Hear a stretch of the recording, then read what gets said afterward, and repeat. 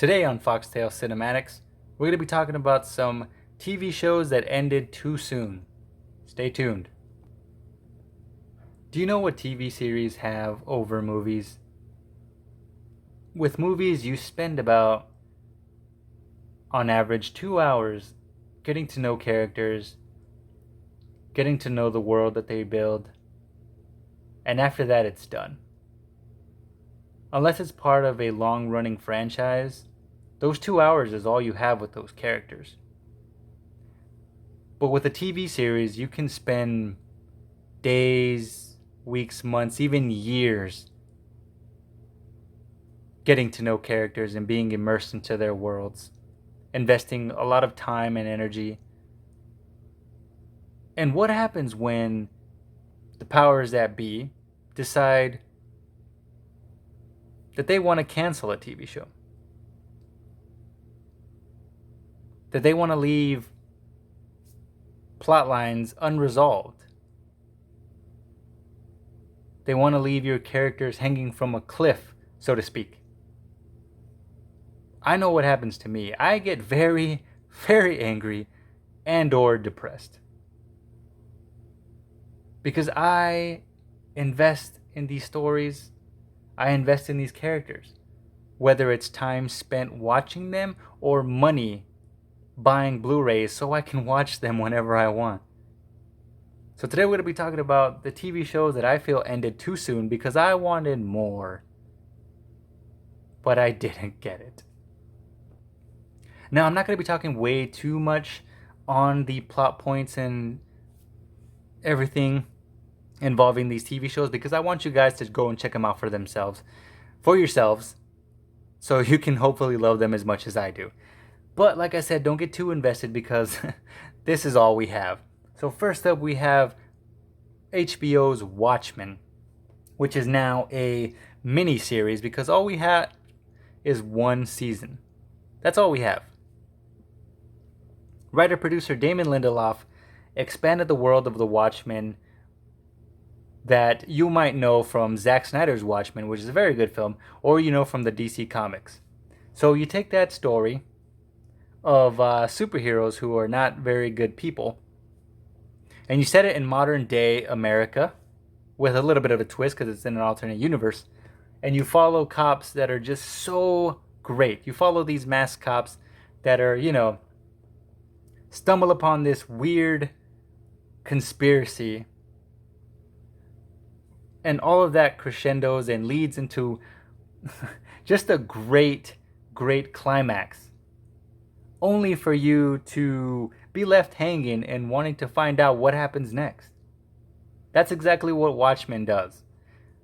You come to a conclusion, it's great, but now you want more. But like I said, writer-producer Damon Lindelof has claimed that he has told the story that he wanted to tell. But I call BS. Sorry.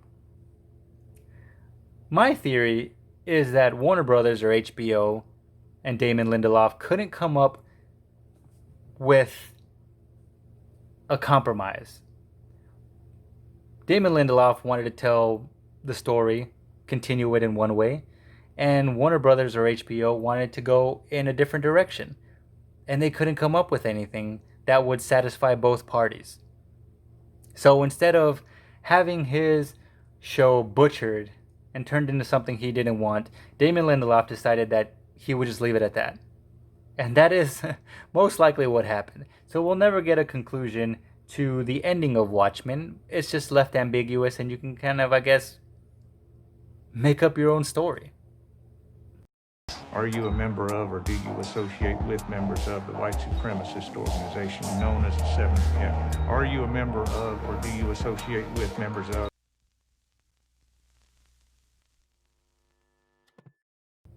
Next up, we have another DC show that got the axe before the first episode even aired. That is Swamp Thing, a fantastic telling of the Swamp Thing character from DC Comics, and in my opinion is the most comic accurate depiction of a character put to live action, in my opinion. His look is just perfect. When you think of comic accuracy in live action films, a lot of the times they take a little bit of, you know, they kind of tweak things here and there with comic book characters. But Swamp Thing, I think, is just so faithful to what he looks like in the comics and is absolutely perfect. The show is dark, it's gritty, its production value is incredible, the special effects were fantastic, the storytelling was top notch, the acting was incredible. But what killed the show is lack of funds. North Carolina, where they filmed the Swamp Thing series, was supposed to front the bill for the production cost. So when WB gave them the bill, they didn't have the money for it. So instead of losing a ton of money because it was going to cost up Warner Brothers millions of dollars to keep producing the show and filming in North Carolina, they decided to just cancel it altogether. Before the first show, before the first episode even aired, they had announced its cancellation, which turned a lot of people off from subscribing to the DC Universe and also from watching Swamp Thing, which is an absolute travesty because it is fantastic. Watch Swamp Thing if you haven't. Even though we only have one season and it kills me, what we got is absolutely great.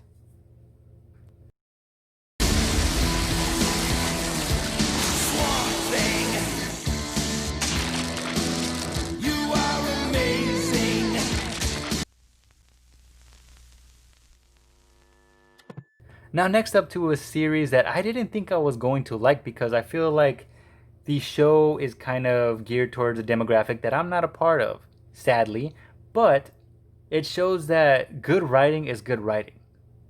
A good show is a good show, and it'll appeal to any demographic, to anybody in all walks of life. And that show is Anne with an E, a Canadian TV series that lasted for 3 seasons. And it did end on a really good note, but there was a subplot that I feel needed to be finished. It's a subplot involving Anne's Native American friend that gets taken to one of these reforming schools that they used to have back in the day. And she is never freed from that school. She is still there being tortured, being taught Western ways, and pretty much getting all of her Native American and indigenous spirit pretty much beat out of her. And and I thought that storyline was just so great. And we never got a resolve to it. I think before the 3rd season aired, we were told that was going to be the last season. So how I got into this show was all of those fans.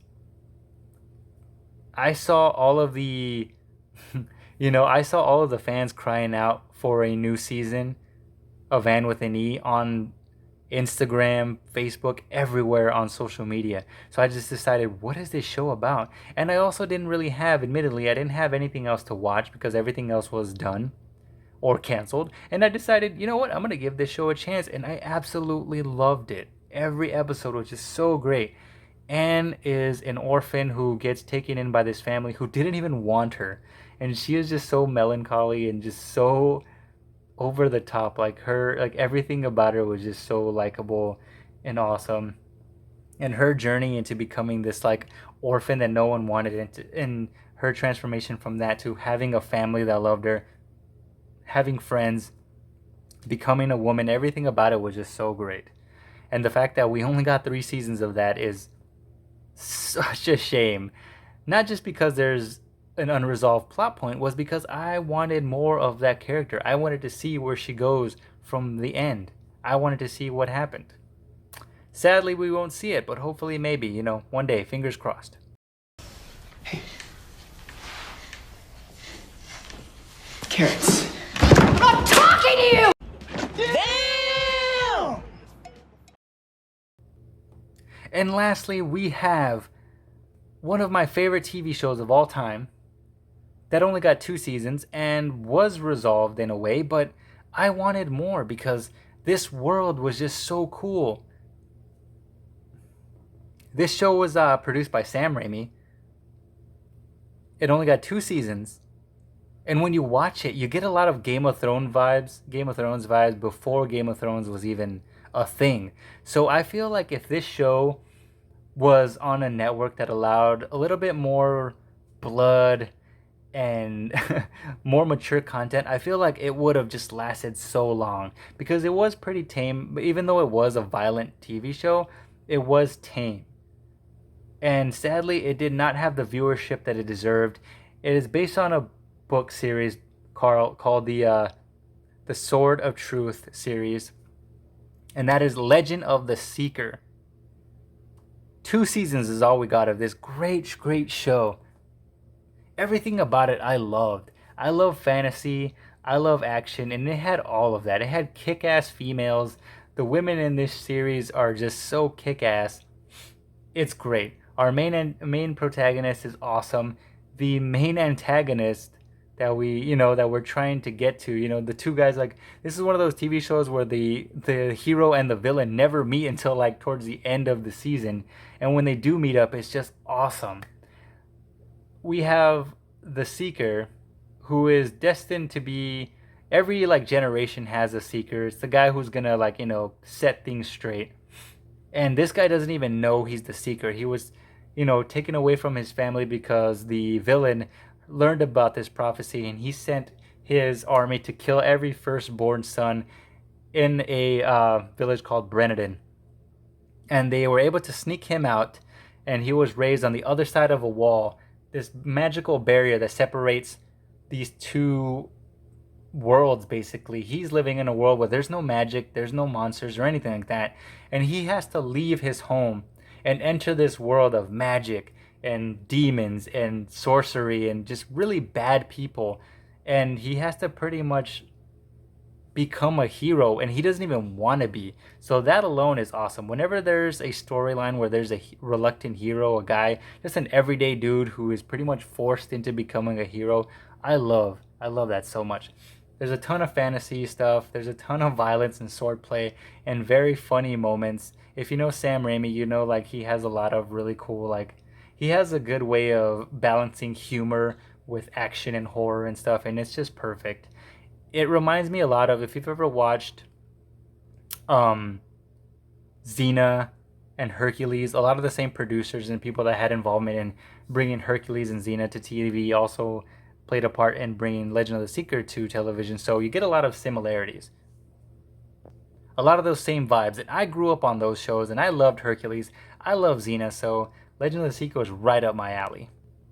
And even after the show was canceled, there was a huge cry out from the fans to renew the series or even make a movie. There was a campaign called SOS, which stood for Save Our Seeker, and they raised a ton of money, but sadly it just wasn't enough because this show was a fantasy show, so it's kind of a period piece. So you have all of this stuff that doesn't exist in the modern world. You have to make everything yourself, and so that costs a lot of money. So sadly, the viewership and lack of funding pretty much marked the end for Legend of Seeker. The second season ends with him battling like the biggest baddie of all and defeating him. So I kind of get where that ends. The main villain from the first series is still around, and he kind of just goes and does his own thing. But he's still around. And they make a lot of points to, just because one villain is gone doesn't mean another one won't rise up. So there was plenty of story to tell. And if you really do want to get into it, there is the book series. But it's just, for someone like me who loves visuals and visually seeing characters, the books just didn't do it for me. So sadly, we never got to see the Seeker go on with his missions. But what we got, I thought, was awesome. So that is it, my friends. Those are the TV shows that ended too soon for me. I wanted more, and I did not get it. Like I said, I didn't talk too much about these shows because I want you guys to kind of look them up for yourselves and check them out without any spoilers, without ruining anything for you, because these are all shows that I think deserve to be seen. Rightly so, and they deserved to go on. They deserved to have a long lifespan, but didn't, sadly.